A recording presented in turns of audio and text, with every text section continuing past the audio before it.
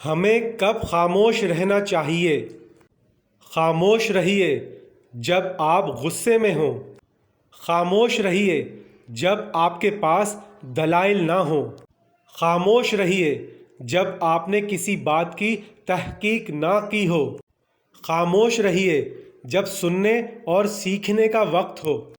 خاموش رہیے جب کوئی گناہ کی بات کو لے کر مذاق کرنے لگے،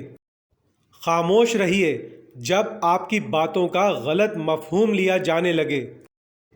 خاموش رہیے جب دوسرے اپنے معاملات طے کر رہے ہوں، خاموش رہیے جب آپ کا بولنا کسی کا رشتہ توڑنے کا سبب بننے لگے، خاموش رہیے جب آپ کسی پر تنقید کرنے لگیں،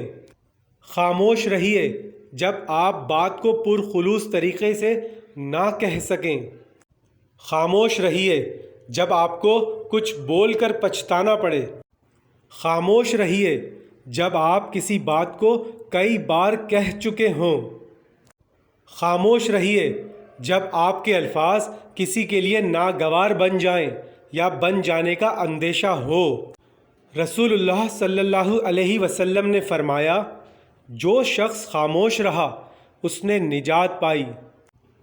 تو اپنی نجات کے لیے کچھ جگہوں پر خاموش رہنا بولنے سے بہتر ہے۔ اسی لیے کہتے ہیں، ایک چپ 100 سکھ۔